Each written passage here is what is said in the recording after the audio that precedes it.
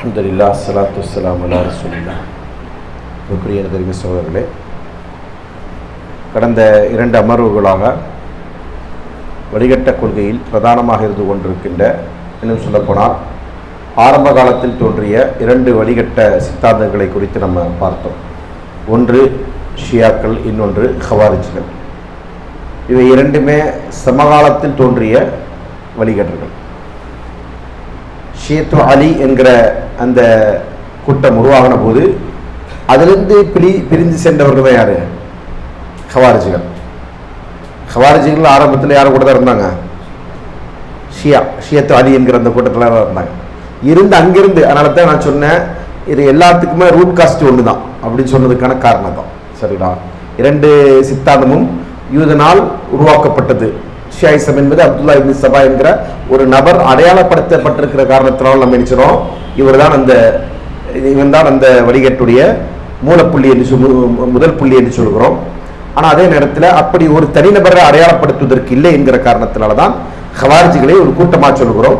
ஹரூரியா என்கிற இடத்தில் வைத்து தான் அந்த கூட்டம் தோன்றினார்கள். அதில் எந்த விதமான மாற்று கருத்தும் இல்லை.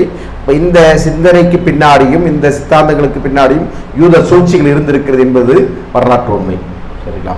இப்போ அது சம்பந்தமான நம்முடைய உரையை தொடர்ந்து, உரையில் பேசப்பட்ட செய்திகளை தொடர்ந்தோ அல்லது அதில் கூடுதலான தகவல் தேவைப்படுகிறது என்று சொன்னாலும் இன்ஷா அல்லாஹ் உங்களுடைய கேள்விகளை முன்வைக்கலாம். சரிங்களா?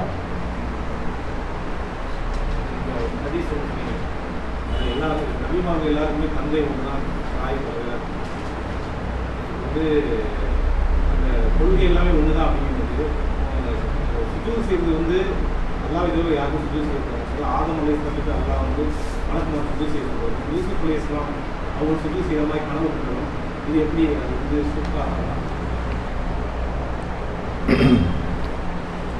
அதாவது கொள்கை விஷயத்தில் நபிமார்களுக்கு மத்தியில் எந்த விதமான முரண்பாடும் கிடையாது என்பதை நம்ம உரையில் சுட்டி காட்டினோம். அதற்கு ஆதாரமாக சஹீல் புகாரில் வருகின்ற நஹ்னுல் அம்பியா இஹ்வத்து அல்லாத்தின் என்கிற ஹதீஸை மேற்கோள் காட்டினோம். நாங்கள் நபிமார்கள் தந்தை வழி சகோதரர்கள், உம்மாத்துகும் ஷத்தா, எங்களுடைய தாய்மார்கள் வேற வேற. இப்போ இதை எதை குறிக்கிறது அப்படின்னு பார்த்தீங்கன்னா, கொள்கை ஒன்று, மன்ஹஜ் அதாவது ஷரியா என்பது வேற வேற. அகீதா என்பது ஒன்று, ஷரியா என்பது வேற வேற என்பதை குறிப்பதற்காக சொல்லப்பட்டது. இப்போ அப்படி இருக்கும்போது சுஜூது செய்தல் என்பது அது எதற்குள் அடங்கும் என்பது அவருடைய கேள்வி. அது ஷரியாவுக்குள்ளதான் அடங்கும். சரிங்களா? ஒரு ஷரியத்தில் அது ஹராம் அல்ல, அதாவது மனிதனுக்கு சுஜூது செய்வது ஹராம் அல்ல என்கிற நிலையில் இருக்கிற போது அது ஷிர்காகாது. சரிங்களா? அதே நேரத்தில் இப்போ சுஜூது செய்வது ஷிர்க்கு கிடையாது. எந்த அடிப்படையில்? வணங்குதல் என்கிற அடிப்படையில் அல்லாமல் செய்யும் போது. அடுத்த ரசூலுல்லாஹ் சொன்னாங்க, ஒரு மனிதன் ஒருவருக்கு சுஜூத் செய்வதாக இருந்தால் அமர்த்துல் மர்அத அன் தஸ்ஜுத லிஸௌஜிஹா, ஒருவர் சுஜூத் செய்வதாக இருந்தால், செய்வது அனுமதிக்கப்படும் என்றிருந்தால் நான் என்ன செஞ்சிருப்பேன், மனைவிக்கு கணவனுக்கு சுஜூத் செய்யுமாறு கட்டளையிட்டிருப்பேன் சொல்லுவாங்க. அப்ப அது வந்து நம்முடைய மார்க்கத்தில் தடுக்கப்பட்ட ஒன்று, ஹராமாக்கப்பட்ட ஒன்று. அது ரசூலுல்லாஹ்வுடைய ஷரியாவில் தான் தடுக்கப்பட்டிருக்கு. முந்தைய ஷரியாவில் அது தடுக்கப்படலை. அது ஷரியா. சரிங்களா? அது ஷரியா சார்ந்த விஷயம், அது அகீதா இல்லை. தாவூதி போராக்கள், அதாவது தாவூதியாக்கள், போராக்கள் என்றெல்லாம் சொல்லக்கூடிய போரா கம்யூனிட்டின்னு ஒரு சமூகம் இருக்கு நம்ம இந்தியாவில். இவங்களை பொறுத்த வரைக்கும் இவங்க யாருன்னு சொன்னா, நம்ம ஷியாக்களை பற்றி படிக்கும்போது நம்ம இன்னும் டெப்த்தாக தெரிஞ்சுக்கணும்னு சொன்னால், ஷியாக்களில் வந்து நம்ம இஸ்மாயிலியாக்கள், இஸ்னாஷிரியாக்கள், அப்புறம் வந்து என்ன செஞ்சோம், ராஃபிதாக்கள், இப்படி பல கூட்டங்களை சொன்னோம். இந்த கூட்டங்களுக்குள்ள பல கூட்டங்கள் இருக்கு. சரிங்களா? இப்போ இவங்க வந்து இஸ்மாயிலியா என்று சொல்லக்கூடிய ஷியா பிரிவை சார்ந்தவர்கள் தான் யாரு? போராக்கள். அதுல பாத்தினியாக்கள் என்கிற ஒரு அமைப்பு இருக்கு. இந்த பாத்தினியாக்கள் வரக்கூடிய ஒரு பிரிவு தான் இந்த போராக்கள் என்பவர்கள். போராக்கள் என்பவர்கள் இந்தியாவிலும் யமன் என்ற பிரதேசத்தில் மட்டுமே இருக்கிறாங்க. மற்ற ஊர்களில் போராக்கள் கிடையாது. இந்தியா, பாகிஸ்தான், அதே போன்று யமன், இது போன்ற நாடுகளில் இந்த போரா என்கிற அமைப்பினர்கள் இருக்கிறாங்க. இவங்களை பொறுத்த வரைக்கும் இவங்க வந்து ஷியாக்கள்ல எப்படி வந்து இஸ்மாயிலியாக்கள் வழிகட்ட கொள்கையை சார்ந்தவர்களோ அது போன்ற குஃப்ரான சித்தாந்தங்களை உடையவர்கள் இவர்களும். இவர்களிடத்திலும் இவங்க வந்து இவங்களுடைய ஆன்மீக குருமார்களை அல்லாஹ்வுடைய அந்தஸ்திற்கு வைத்துத்தான் இவர்கள் பார்ப்பார்கள். அப்படிப்பட்ட மிகப்பெரிய ஷிர்க்கும் குஃப்ரையும் செய்யக்கூடிய ஒரு கம்யூனிட்டி தான் இவங்க. சரிங்களா? அதே நேரத்தில் குஜராத் போன்ற ஊர்களில் அவங்க வந்து பெரும்பான்மையாக இருப்பார்கள். அவர்கள் என்ன செய்வாங்க, வியாபாரத்திலும் தொழிலும் ஈடுபட்டு ஒரு கம்யூனிட்டியாக இருந்து கொண்டிருக்கிற விஷயத்தில் அவங்கள்ட்ட என்ன செய்யணும், நம்ம ஒரு தனித்துவமான சில விஷயங்கள்லாம் பார்க்குறோம். என்றாலும் கூட அந்த மக்கள் கொள்கையால் யார் தான் வழிகேடர்கள் தான் என்பதில் எந்த விதமான மாற்று கருத்தும் இல்லை. அவரிடத்தில் நம்ம திருமண உறவுகள் வைப்பது என்பது கூடாது என்பதுதான் இது சம்பந்தமாக மார்க்கத்துடன் நிலைப்பாடு.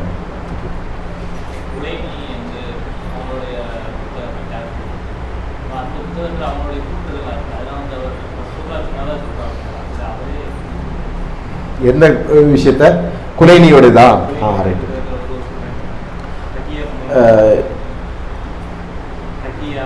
தக்கியா சரி. அதாவது இந்த குலைனி உடைய உசூலுல் காஃபி என்பதை பற்றி நம்ம சொல்லணும். உசூலுல் காஃபி என்பது அவர்களுக்கு மத்தியில் இருந்து கொண்டிருக்கக்கூடிய சஹீஹ் புகாரின் அந்தஸ்தில் இருந்து கொண்டிருக்கிற நூல். அந்த நூலில் இருக்கிற விஷயங்கள்லாம் ரசூலுல்லாஹ் சொன்னதா சொல்றாங்களா அப்படின்னு கேட்குறாங்க. ரசூலுல்லாஹ் சொன்னதா அவங்க சொல்லலை. சரிங்களா? ஒரு சில செய்திகள் வேண்டுமானால் ரசூலுல்லாஹ் மீது இட்டு கட்டப்பட்டு சொல்வார்கள், அல்லது ரசூலுல்லாஹ் சொன்னதை சொல்வார்கள். ஆனால் பல செய்திகள் எப்படி இருக்குன்னு சொன்னா, அவங்களோட ஒரு சனது இருக்கு இல்லையா, இந்த முதலாம் இமாம் பாக்கிர் வரைக்கும் சென்று சேரக்கூடிய அந்த சனதோடு, அல்லது ஹசன் ரலியல்லாஹு சொன்னார்கள், அலி ரலியல்லாஹு சொன்னார்கள் என்றெல்லாம் அவங்க சொல்லுவாங்க. அந்த சனதுமே இட்டுக்கட்டப்பட்டதான், பொய் தான், பொய்யா புடையப்பட்டு தான் அந்த தகவல்களை சொல்லுவாங்க. தக்கியா பற்றி அவர்கள் சொல்லக்கூடிய செய்தியாக இருக்கட்டும், அல்லது என்ன பிற அவருடைய மார்க்கத்துடைய வழிகேடுகளாக இருக்கட்டும், எல்லாமே அவங்க சனதோடு தான் சொல்லுவாங்க. ஆனால் எல்லா சனதும் என்ன செய்யாது, மர்ஃபுவா ரசூலுல்லாஹ் இருக்காது.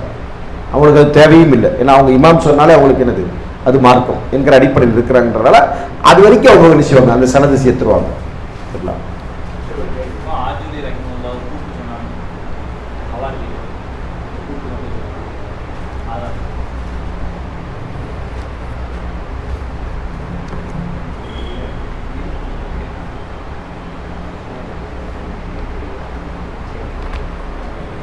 கேளுங்க, நீங்க கேளுங்க.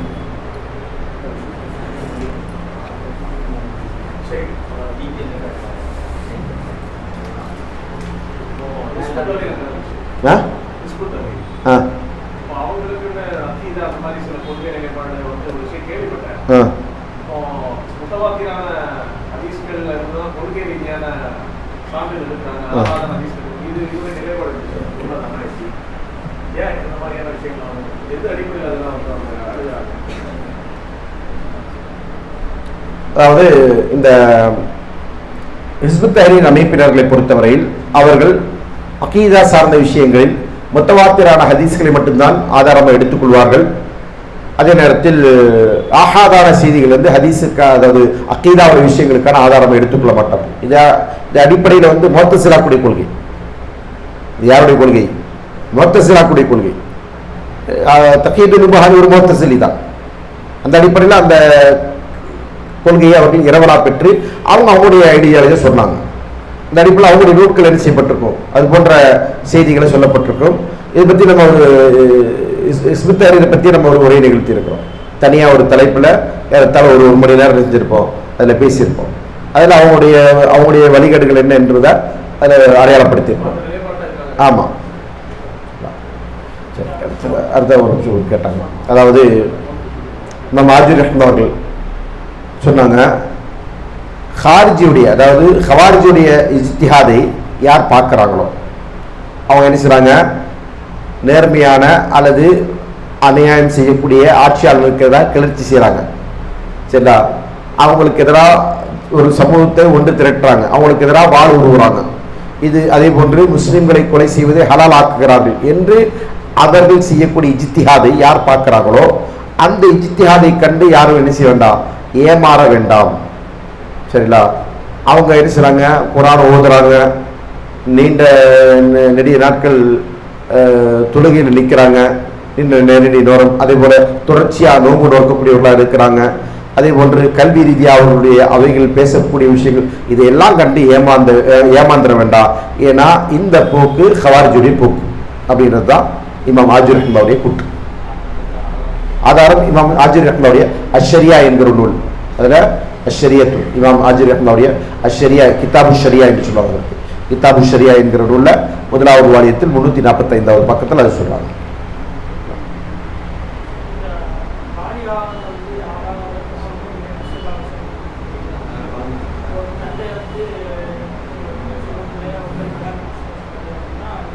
திருமணம் செல்லும், அக்குது செல்லும் செல்லா.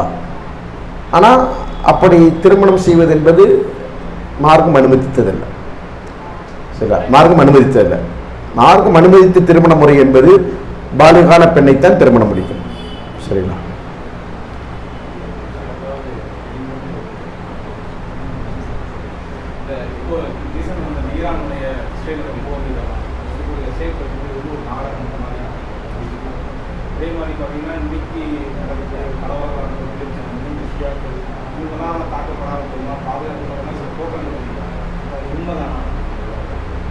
கடைசி என்ன கேட்டீங்க?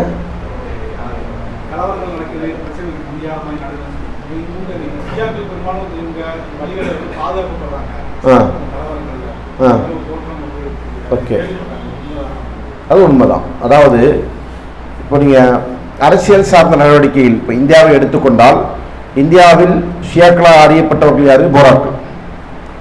போராக்கள் ஷியாக்கள்.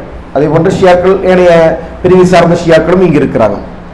சமீபத்தில் நீங்கள் பார்த்தீங்கன்னா மோடி பிரதமரானதாக இருக்கட்டும், அல்லது மோடியுடைய நடவடிக்கைகளை வரவேற்பதாக இருக்கட்டும், அதெல்லாம் யார் செய்கிறாங்கன்னா ஷியா கம்யூனிட்டி தான் செய்வாங்க. அப்போ அவங்க வந்து இந்த சமூகத்திற்குள்ளே இருக்கக்கூடிய துரோகிகள் என்பது அவர்களே அடையாளப்படுத்துகிற ஒரு விஷயம். அதே போன்றுதான் இப்படி இந்தியா அரசியலுக்குள்ள அவர்கள் என்ன மாதிரியான தாக்கத்தை செலுத்தி கொண்டிருக்கிறாங்களோ, முஸ்லிம்களுக்கு எதிராக என்ன மாதிரியான முன்னெடுப்புகளை அவர்கள் களமெடுத்துக் கொண்டிருக்கிறார்களோ, அதே நடவடிக்கைகள்லாம் சர்வதேச அரசியல் இருந்து கொண்டிருக்குது. அதை செய்யக்கூடியவங்க யாரு? யூதனும் ஷியாக்களும். ஷியாக்கள் என்று சொன்னால் யார் வருவாங்க? அதில் ஈரான் தான் முதன்மையான இடத்துல வருவாங்க என்பதில் மாற்று கருத்து இல்லை. இன்னும் சொல்லப்போனால் தஜ்ஜால் வருகிற போது அவனுக்கு பின்னால் அணிவகுக்கக்கூடியவர்கள் இஸ்பஹானை சார்ந்தவர்கள் என்றுதான் ரசூலுல்லாஹ் சொன்னாங்க. இஸ்பஹான் என்பது ஈரான்ல இருக்கக்கூடிய இடம் தான். ஈரான் ஆப்கானிஸ்தானுடைய எல்லையில் இருந்து கொண்டிருக்கிற இடம் தான் இஸ்பஹான் என்பது. அப்போ அங்கே யார் தான் இருக்கிறாங்க? ஷியாக்கள் தான் இருக்கிறாங்க. சரிங்களா? 70,000 பேர் என்று சொன்னாங்க ரசூலுல்லாஹ். ஆமா ஆமா.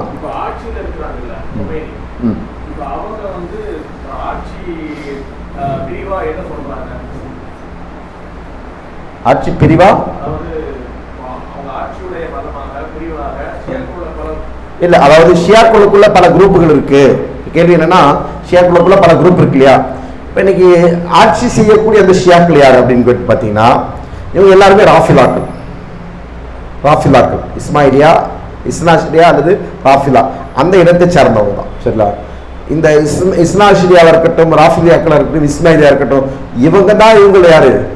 எக்ஸ்ட்ரீமிஸ்டுகள். இந்த ஷியா என்கிற அந்த கூட்டத்தில் எக்ஸ்ட்ரீமிஸ்டுகள் இவங்க தான். நான் ஏற்கனவே சொன்னேன், ஜெய்தியாக்கள் இருக்கிறாங்க. அவங்கெல்லாம் யாரு?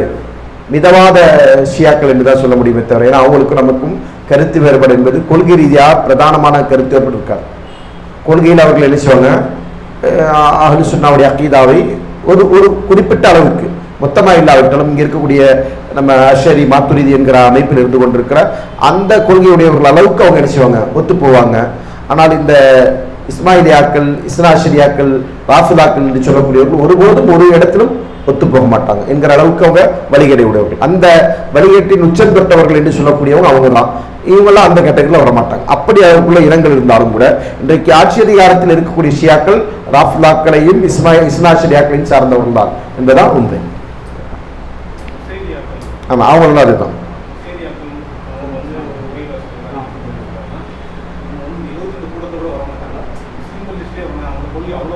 ஆமா,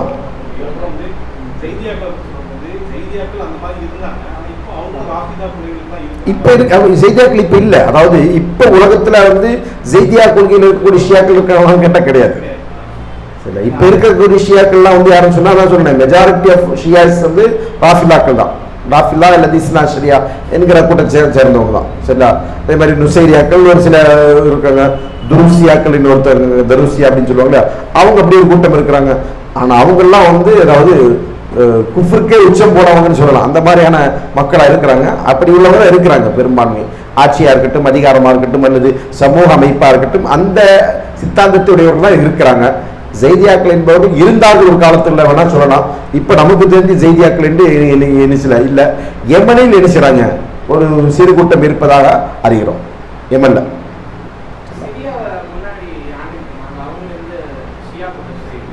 அஷத் அல் பஸ்ஸார், அலவி, ஷியா, இஸ்னாஷிரியா. இல்லை இஸ்னா ஷரியா யார் எங்க இப்போ சிரியாவை கைப்பற்றி இருக்கிறது வந்து அழகு சொன்னாங்க.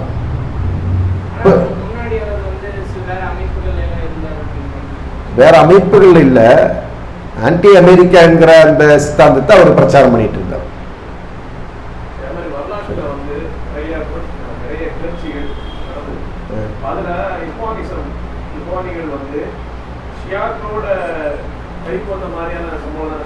ஆமா, கை கோர்த்தது இல்லை அவங்க, ஆதரவு தெரிவிக்க மாட்டாங்க. ஆமா ஆமா, அதாவது ஷியாக்களோட வந்து இருக்கிறாங்க. இப்ப நம்ம உரையில சொல்லி காட்டியது மாதிரி ஈரான் ரிப்பப்ளிக் ஆஃப் ஈரான் அப்படின்றத வந்து டிக்ளேர் பண்ணும்போது அதை ஆதரிச்சவங்க யாரு? மௌதூதி. அதே போன்று இஹ்வானினுடைய அமைப்பை சார்ந்தவர்கள். சரிங்களா? எந்த அளவுக்குன்னா ஷேக் யூசுப் கர்லாவி அவர்கள் வந்து வாழ்ந்து கொண்டிருக்கிற காலத்தில் அவரை அவர்கள் வந்து பின்வாங்கிட்டார். அவர் வாழ்ந்து கொண்டிருக்கிற காலத்தில் ஆரம்பத்தில் அவர்கள் ஷியாக்களை ஆதரித்தார்கள். அதாவது அவருடைய உரையிலே சொல்றாங்க, ஷியாக்களை மாதிரி ஹபீஸுகளை நான் பார்க்கல, கேடுகட்டவங்களை நான் பார்க்கல. சலஃபி அறிஞர்கள் முன்னாடி எச்சரித்தாங்க அவங்க வந்து டேஞ்சர் அப்படின்னு. அதை நான் என்ன செஞ்சேன், களமாடி அறிந்து கொண்டேன் என்று என்ன செய்றாரு, வெளிப்படையாக சொல்லுவாங்க. ஒரு உரையில் அவர் சொல்லி காட்டுவாங்க. ஏன்னா அவங்க வந்து நம்புவதற்கு தகுதியானவர்கள் இல்லை, அவங்களோட கேடுகட்டவங்க வேறு யாரும் இல்லை. ஏன் அவங்களுடைய கேடுகட்ட செயலுக்கு ஒரு சிறந்த உதாரணம் சொல்லணும்னா, இதை விட ஒரு சிறந்தது என்று சொன்னால் உதாரணத்துக்கு சிறந்தது. ஆனால் அந்த அவங்களுடைய செயல் என்பது ஆக கீழ்த்தரமான கேவலமான ஒரு விஷயம். என்ன அப்படின்னு பார்த்தீங்கன்னா, அன்னைக்கு ஆயிஷா ரலியல்லாஹு அவர்கள் அவங்க என்ன செய்வாங்க, விபச்சாரி என்று விமர்சிப்பாங்க.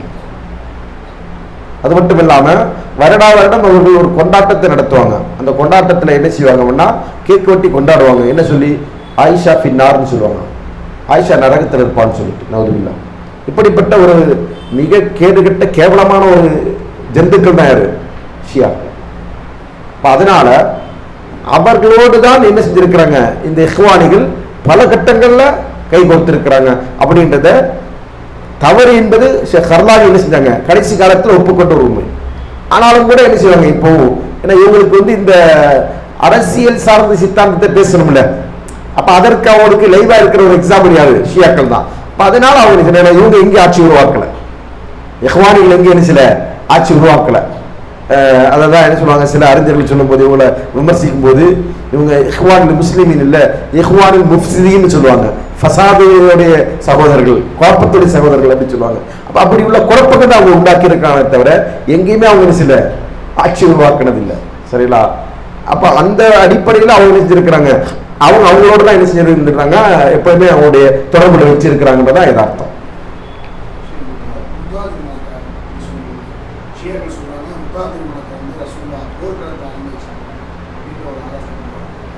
அதாவது முத்தா திருமணத்தை ரசூலுல்லாஹி அனுமதிச்சாங்களா? ஆமா, அனுமதிச்சாங்க. ஹைபர் போர்களுடைய காலகட்டத்தில் ரசூலுல்லாஹி முத்தா திருமணத்தை அனுமதித்தார்கள். பின்னாடி ரசூலுல்லாஹி அதை என்ன செஞ்சாங்க, ரத்து செஞ்சாங்க. அதை ரத்து செய்தார்கள், கூடாது என்று இது தடுக்கவும் செஞ்சுட்டாங்க.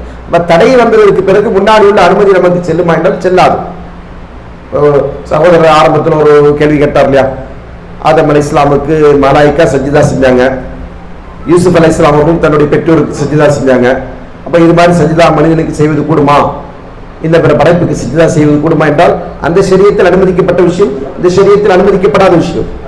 அதே அடிப்படையில் தான் இஸ்லாமுக்கு முன்னாடி செஞ்ச ஒரு காரியத்தை அது அது வந்து மாற்றப்பட்டுச்சு அந்த சட்டம். அதற்கு பிறகு அதை செயல்படுத்தக்கூடாது.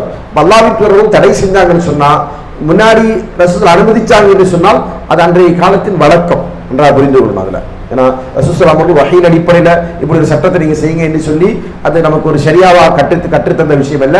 முந்தைய காலங்களில் அப்படியான ஒரு வழக்கம் அந்த சமூகத்துக்கு மத்தியில் இருந்தது, சமூக வழக்கமா இருந்து கொண்டிருக்கிற விஷயத்தை ரசூலுல்லாஹி அவர்கள் சரி கண்டார்கள்.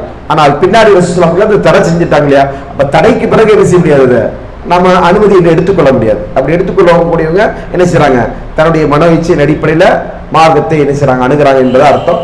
அப்படித்தான் ஷியாக்கள் என்ன செய்யறாங்க, இந்த முத்தாவுடைய விஷயத்தில் நடந்து கொள்றாங்க.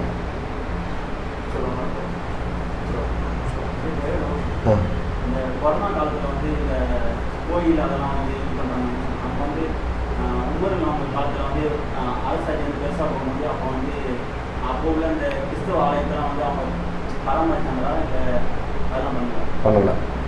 அது அவங்க அவங்க பார்த்துப்பாங்க. ஆமாம். இப்போ புகாரி ஒரு ஹதீஸ் ஐஷா அவங்க இருப்பாங்க, 2 பேர் சமாதம் அப்படி அவங்க வந்து கிறிஸ்துவ ஆலயம் போய் பார்ப்பாங்க. அது எப்படி இஸ்லாம் ஏற்று முன்னாடி பார்த்தாங்களா? அதாவது உம்மு சலமா ரலியல்லாஹு அவர்கள் சொல்லக்கூடிய அந்த செய்தி, அவங்க வந்து செஞ்சிருக்கிறாங்க, கிறிஸ்தவ நாட்டுக்கு சென்ற போது கண்ட விஷயம். அதாவது அவங்க வந்து என்ன செஞ்சாங்கன்னா, பலஸ்தீன் அந்த பகுதிக்கு போனதற்கு பிறகு வருகிற போது கண்ட விஷயத்தை தான் சொல்லுவாங்க. சரிங்களா? அவங்க கண்ட காட்சியை சொல்லுவாங்க. ஆலயத்துக்கு போனாங்கன்றதுல அந்த ஊரில் கண்ட காட்சி. சரிங்களா? அங்கே வந்து என்ன செய்றாங்க, சர்ச் என்று, அதாவது அப்போ வந்து கட்டிடங்களாக இன்றைக்கு இருக்கிற மாதிரி இல்லை, அந்த அமைப்பில் இருந்தாலும் நம்ம எடுத்துக்கொள்ளக்கூடாது. அது ஒரு அடையாளப்படுத்தப்பட்ட இடமா இருக்கும், அது சர்ச் என்று அறியப்படும். அந்த இடத்துல செஞ்சிருப்பாங்க, சிலைகள் வச்சிருப்பாங்க இல்லையா? அந்த காட்சியை வந்து ரசூலுல்லாஹ் பற்றி சொல்லும்போது என்ன செய்றாங்க, இத்தஹதல்லாஹுல் யஹூத வன்னஸாரா லானல்லாஹுல் யஹூத வன்னஸாரா இத்தஹது குபுர் அம்பியா மசாஜிதா அப்படின்ற அந்த திஷாவில், அல்லது போன்று பனு அலியா தில்கஸ்வர் இந்த உருவங்களை அவர் வரைந்து விட்டு அதை வந்து வழிபடுறாங்க. அப்படிப்பட்ட யூத நசாராக்களை அல்லாஹ் சபிப்பானா என்கிற செய்தியெல்லாம் ரசூலுல்லாஹ் நமக்கு அதை ஒட்டி தான் சொல்றாங்க. சரிங்களா? அதுக்கு ஆதாரம் இல்லை இந்த செய்திகள். இந்த செய்திகள் எதுவுமே அதற்கான ஆதாரம் இல்லை. சொல்லலாம், அவர்கள் யாரும் அதை பார்ப்பதற்கு சென்றார்கள் என்று ஆதாரம் இல்லை. அவங்க அந்த நாட்டில் கண்ட காட்சி. சரிங்களா? ஒன்று. இரண்டாவது, ரசூலுல்லாஹ் அவர்கள் எங்கேயாவது அப்படி அனுமதிச்சாங்களான்னு அதுவும் கிடையாது. ஏன்னா ஒரு முஸ்லீம் ஷிர்கான காரியத்தை கொலையை விட கூடுதலாக வெறுக்க வேண்டும். கொலையை விட கடினமாக வெறுக்க வேண்டியது இது ஷிர்க். விபச்சாரத்தை விட கூடுதலாக வெறுக்க வேண்டியது இது ஷிர்க். விபச்சாரம் செய்யறத ஒருத்தர் வேடிக்கை பார்ப்பாரா? மன்றா மின்குமுல் முன்கர ஃபல் யுகையிரு பியதி, ஒளியிலே ஒருவர் தீமையை கண்டார், அவர் கரத்தால் அது தடுக்கட்டும், இல்லாவிட்டால் நாவினால் தடுக்கட்டும், இல்லாவிட்டால் மனதால் வெறுத்து ஒதுங்கட்டும். இதான் ஈமானுடைய பலவீனமான நிலை என்று சொன்னா, அப்ப ஒரு விபச்சாரம் என்கிற ஒரு குற்றத்தை அல்லது ஒரு கொலை என்கிற பாவத்தை ஒரு முஸ்லிம் வேடிக்கை பார்ப்பதில் நிற்பாரான்னு கேட்டா என்ன செய்ய மாட்டான்? நிற்க மாட்டான். நின்றா அவர் தடுக்கிறது நிற்கணும் இல்லையா? நிற்கிறதா இருந்தால் அவர் தடுக்கிறது நிற்கணும். இந்த பாவங்களை விட பன்மடங்கு பெரிய பாவம் எது? இப்ப அதை மட்டும் அவர் என்ன செய்வாரு? ஏற்றுக்கொள்வார்னு சொல்ல முடியுமா? வேடிக்கை பார்க்கலாம்னு சொல்ல முடியுமா? இப்ப அது போன்ற காரணத்தினால எந்த ஒரு சூழ்நிலையிலும் ஒரு மனிதன் இணை வைப்பு சார்ந்த விஷயங்களை, படைத்தவனுக்கு மாறு செய்கின்ற, படைத்தவனுக்கு எதிராக மிகப்பெரிய அநியாயமாக இருந்து கொண்டிருக்கிற இந்த படைப்பினங்களை வழிபடுகின்ற வணங்குகின்ற விஷயத்தை ஒரு முஸ்லீம் ஆதரிக்கக்கூடாது. அதான் எந்த சூழ்நிலையில வந்தாலும் சரி, அதை ஆதரிக்கக்கூடாது, அதை வெறுக்கத்தான் வேண்டும்.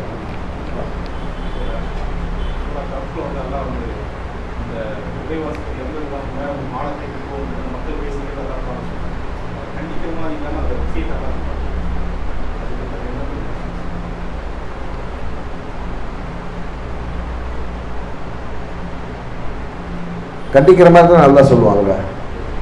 அவங்க விஷயத்துல வரம்பு மீறியவர்கள் தான் அதை செஞ்சாங்கன்னு தான் நல்லா சொல்றாங்க. சரிங்களா? வரம்பு மீறியவர்கள் என்ன செஞ்சாங்க, அந்த இடத்துல நம்ம நினைவிடத்தில் ஏற்படுத்துவோம் என்று சொன்னாங்க அப்படிதான் அல்லாஹ் சொல்றோம். சொல்றது இல்லை, சொல்லக்கூடாது. அப்படி இருந்தாலுமே அது அவங்களுக்கு தடை செய்யப்பட்டதா இல்லையா என்பதை பற்றி நமக்கு என்ன இல்லை, தகவல் இல்லை, இல்ம் இல்லை. சுப்ஹானக வ பிஹம்திக அஷ்ஹது அல்லா இலாஹா இல்லா அன்த அஸ்தக்ஃபிருக வ அத்தூபு இலைக். அடுத்த அமர்வு பெண்களுக்கான